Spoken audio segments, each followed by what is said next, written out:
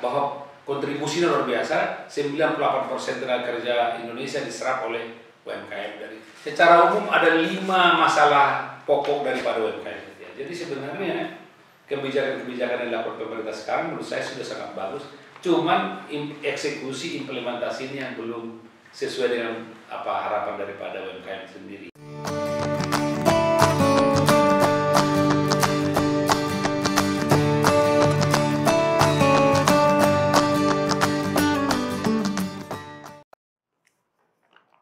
Selamat siang para pemirsa. Saat ini kami sedang bersama dengan Bapak Dr. Laurentius Manurung SEMM, Ketua Umum DPP HIPMIKIMDO, Himpunan Pengusaha Mikro Kecil Menengah Indonesia. Beliau baru saja terpilih pada 1 Februari 2021 lalu. Sebelum kita bicara lebih jauh, perlu saya sampaikan bahwa Dr. Laurentius Manurung merupakan lulusan Universitas Indonesia.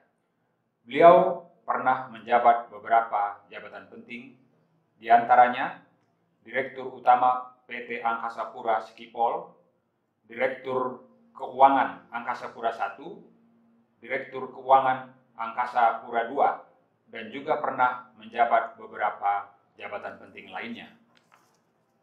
Sekarang, mari kita ikuti penjelasan Bapak Loren, karena beliau telah terpilih sebagai Ketua Umum HIPKIMINDO. Bisa dijelaskan tentang keberadaan organisasi ini dan juga proses terpilihnya Bapak sebagai Ketua Umum? Selamat siang, pemirsa. Terima kasih atas kesempatan yang diberikan kepada saya untuk menyampaikan mengenai HIPMIKIMDO. HIPMIKIMDO adalah Himpunan Pengusaha Mikro, Kecil, dan Menengah Indonesia. HIPMIKIMDO adalah merupakan wadah organisasi para pengusaha mikro, kecil, dan menengah. Perusahaan HIPMIKIMDO dibentuk tahun 2016 dan sudah berjalan dengan baik. Ada di seluruh Indonesia yang sudah terbentuk oleh 24 provinsi dengan DPC mendekati ratusan DPC. Proses saya terpilih menjadi Ketua Umum, sebenarnya sejak awal saya tidak pernah bermimpi dan ingin menjadi Ketua Umum HIPMIKIMDO. Sesuai dengan tadi yang disampaikan oleh Pak Kaban, bahwa sejak 2015, setelah saya hampir 40 tahun sebagai profesional di BUMN dengan berbagai jabatan, sebenarnya saya ingin tidak lagi aktif di organisasi seperti ini, tetapi ingin mengembangkan usaha sendiri, seperti ada usaha saya sekarang, ada klinik, apotek, ada kafe, ada resto, dan juga ada agen kargo. Tetapi pada suatu saat, ada staf saya dulu di Angkasa Pura II, Pak Ridwan Anwar, menelpon saya, tepatnya pada awal Januari. Dia mengatakan, Pak, ada berita baik untuk Bapak. Bapak masih mau nggak untuk berkiprah dalam organisasi yang berhubungan dengan UMKM? Saya langsung berpikir pada saat saya direksi, UMKM itu adalah di bawah binaan saya. Hampir 12 tahun saya ikut membina UMKM sebagai mitra binaan Angkasa Pura I dan II. Saya katakan, untuk apa lagi? Saya pikir itu bercanda. Tetapi dia bilang, ini Pak serius. Karena pada Desember 2020, Ketua Umum lama meninggal dunia. Mereka mencari figur untuk menjadi Ketua Umum. Mereka sudah memilih di antara para anggota maupun pengurus internal, katanya tidak ada yang belum mau. Saya katakan lebih baiklah dari internal, karena ini adalah merupakan organisasi, sebaiknya kalian pikirkan dengan baik, cara dari internal lebih bagus. Berjalan waktu, akhirnya Pak Ridwan meminta saya juga untuk bersilaturahmi dengan pengurus lama. Pada saat pengurus lama saya sampaikan background saya, mereka mengatakan, wah ini Bapak yang kita cari. Mereka juga langsung di Google cari report saya, dilihat di berbagai kegiatan saya, mereka Bapak harus menjadi ketua umum katanya. Tetapi ini kan harus ada mekanisme organisasi. Saya katakan saya nggak mau kalau main tunjuk, lakukanlah sesuai dengan anggaran dasar rumah tangga. Akhirnya mereka membuat pengumuman di antara internal dan luas membuka calon ketua umum tanggal 20 sampai 23 Januari. Saya diminta memasukkan ini pendaftaran. Saya mendaftar tanggal 21 kira-kira begitu, 21 Januari. Kemudian mereka munaslup tanggal 1 Februari. Tanggal 1 Februari pada saat munaslup dibuka oleh Menteri Koperasi UMKM yang diwakili oleh Deputi Usaha Mikro, Bapak Edi Satria. Pada saat itu, kemudian dibuka pemilihan. Ternyata hanya saya sendiri yang mendaftar rupanya. Akhirnya terpilih secara aklamasi. Itulah awal dari saya terpilih menjadi Ketua Umum Himpunan Pengusaha Mikro, Kecil dan Menengah Indonesia. Sejak kapan asosiasi HIPMI-KIMDO ini berdiri, Pak? Dan sampai hari ini sudah berapa anggotanya? HIPMI-KIMDO sebenarnya sudah berdiri sejak 2016. Ya. 2016. Kemudian anggotanya sekarang tersebar hampir di seluruh Indonesia. Menurut catatan dari pengurus lama, ada 1,8 juta yang pernah terdaftar gitu ya. Tapi saya kurang yakin, makanya saya akan melakukan sekarang registrasi ulang melalui online. Yang perkiraan saya mungkin sekarang ini sekitar 500 ribuan lebih gitu ya. Inilah sekarang, dan ini yang sudah pasti ada 24 DPD yang sudah ada. DPC-nya sedang bergerak, makanya perkiraan saya memang sampai tahun ini, kita akan coba sampai dengan 1 juta sampai 2 juta anggota. Apa target Bapak dalam memimpin dan memajukan organisasi HIPMI-KIMDO ini ke depan, Pak? Saya mau jelaskan dulu, visi saya pertama adalah mewujudkan atau terwujudnya pengusaha mikro, kecil, menengah bertumbuh berkembang mandiri, itu kata kuncinya, dengan kualitas produk yang baik, ya, kualitas produk yang baik, berdaya saing di tingkat nasional dan internasional. Jadi saya ulangi, mewujudkan atau terwujudnya pengusaha mikro, kecil, menengah, mandiri, dengan kualitas produk yang baik, berdaya saing di tingkat nasional dan tingkat internasional. Kemudian target saya untuk mencapai visi ini adalah harus terbentuk seluruh DPD DPC di seluruh Indonesia tahun ini. Target untuk DPD karena ada tinggal sekitar 10 tadi sampai bulan Mei perkiraan saya sudah terbentuk. Sedangkan DPC targetnya adalah akhir tahun sudah harus terbentuk di 514 kabupaten kota. Kemudian anggota 1 juta sampai 2 juta anggota sudah harus terdaftar secara online. Kemudian yang menjadi target yang lain adalah bahwa mereka harus bisa naik kelas. Naik kelas artinya yang mikro akan kita jadikan menjadi kecil, yang kecil kita jadikan menjadi menengah. Kemudian yang tidak kalah pentingnya, target yang lebih agak sedikit berinovasi adalah akan kita lakukan digitalisasi UMKM ini supaya masuk dalam pasar global. Nah, pasar global, inilah tujuan kita nantinya yang akan kita lakukan dalam waktu segera. Di masa pandemi COVID, semua usaha terkena dampak. Seberapa besar dampak yang dialami pengusaha anggota HIPMI-KIMDO? Saya sudah melakukan diskusi dengan DPD di seluruh Indonesia yang menjadi DPD kita.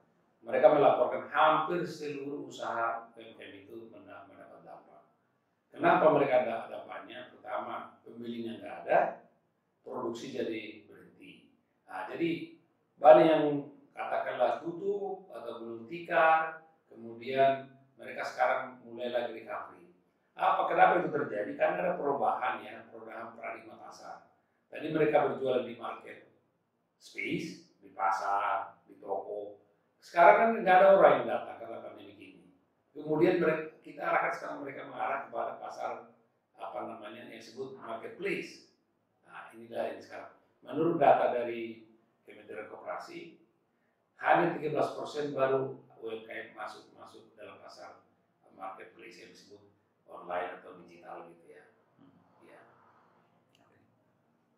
Apakah solusi yang bisa dibuat oleh asosiasi untuk membantu para anggotanya ini?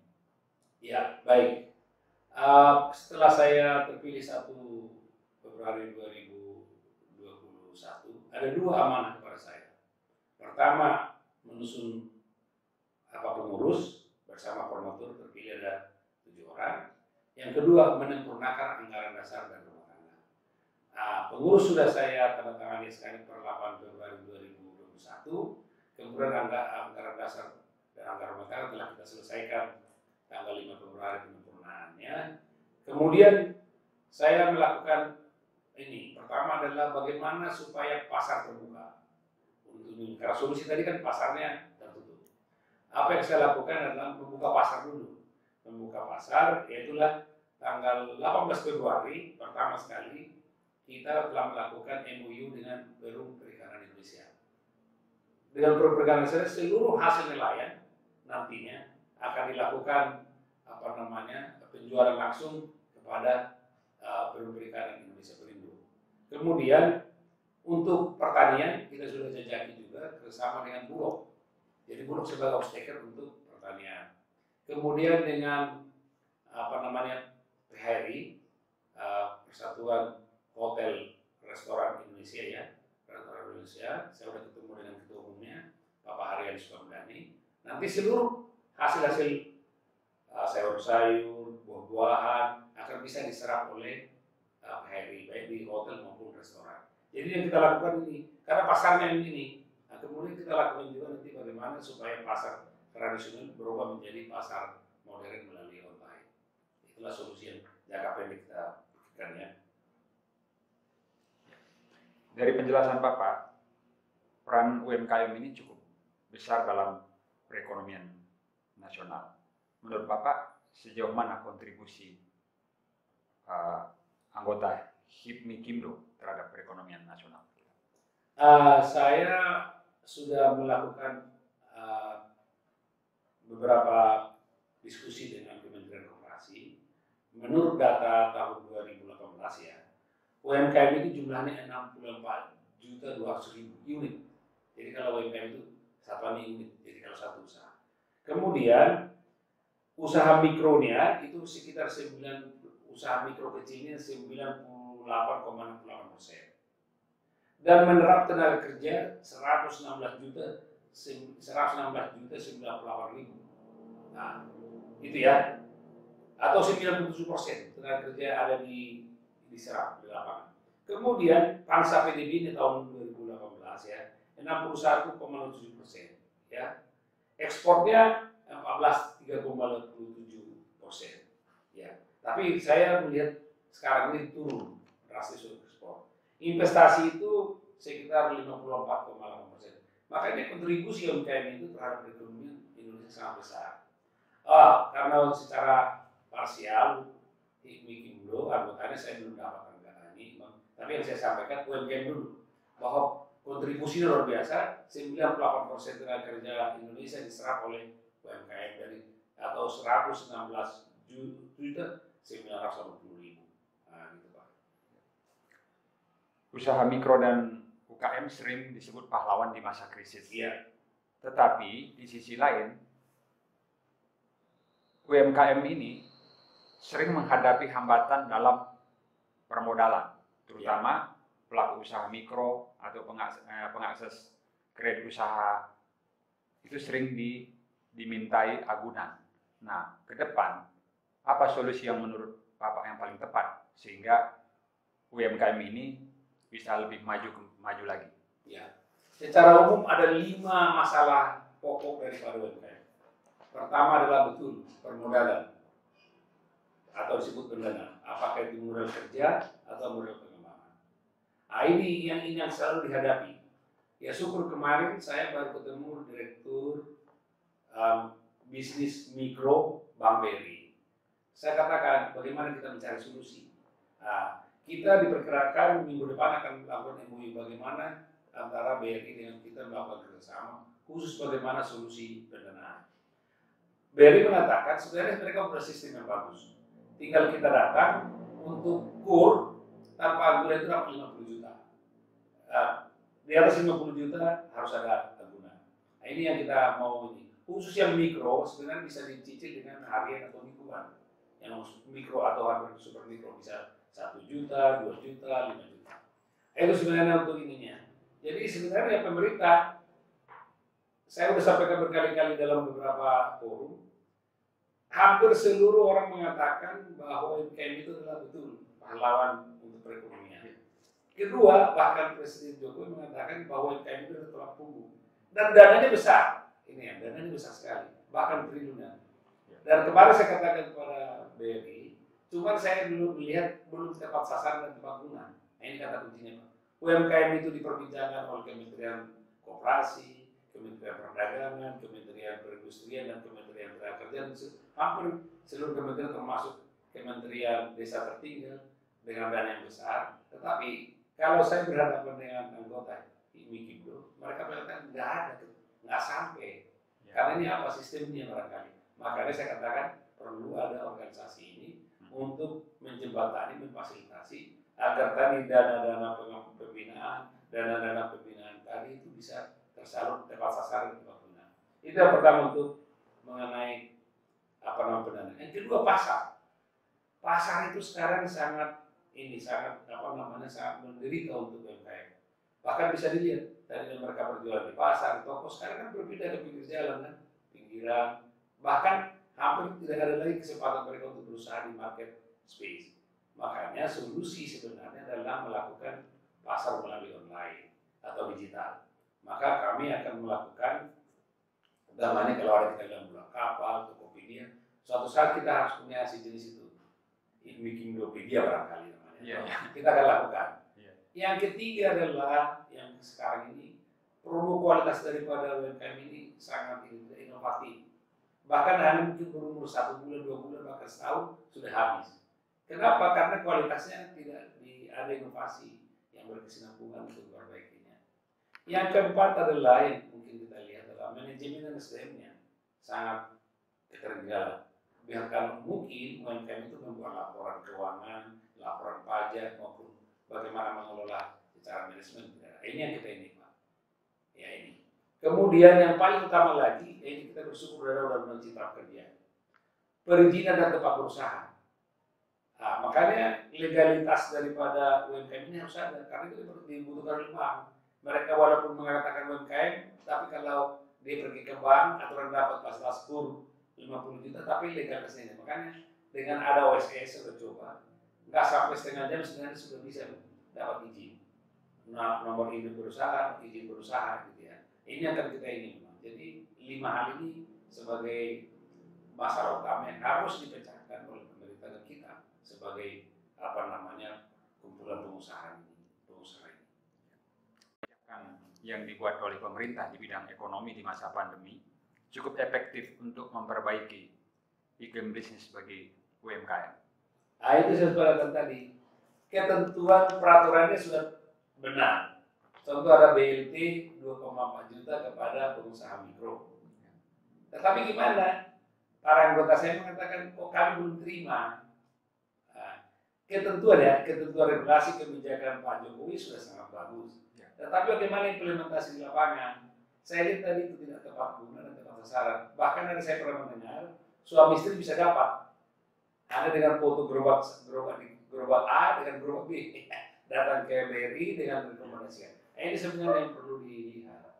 Nah, ini lihat ya. Jadi sebenarnya kebijakan-kebijakan yang dilakukan pemerintah sekarang menurut saya sudah sangat bagus. Cuman eksekusi implementasinya yang belum sesuai dengan harapan daripada UMKM sendiri. Makanya UMKM mengatakan mana? Mereka katakan ada triliunan dana yang disiapkan. Tapi ya, para anggota kita paling ada 5-10 orang yang menerima. tergantung bagaimana dia ininya. Nah, kita dari Mikindo berusaha untuk melakukan ininya pendekatan kepada pemerintah. Kalaulah bisa rekomendasi dari organisasi dibikin sebagai acuan untuk penebaran pemberian, itu lebih bagus. Pasti tepat sasaran dan tepat guna. Karena pasti pengusaha, tidak lagi nanti ada permainan di sana. Saya kira itu, Pak. Demikian pemirsa wawancara kami dengan Bapak Dr. Laurentius Manurung, Ketua HIPMI Kimdo. Terima kasih Pak Loren. Terima kasih Pak Kawan dan Pak Daniel. Semoga UMKM di Indonesia bertumbuh, berkembang, dan tetap maju sebagai ujung tombak perekonomian Indonesia. Terima kasih, salam.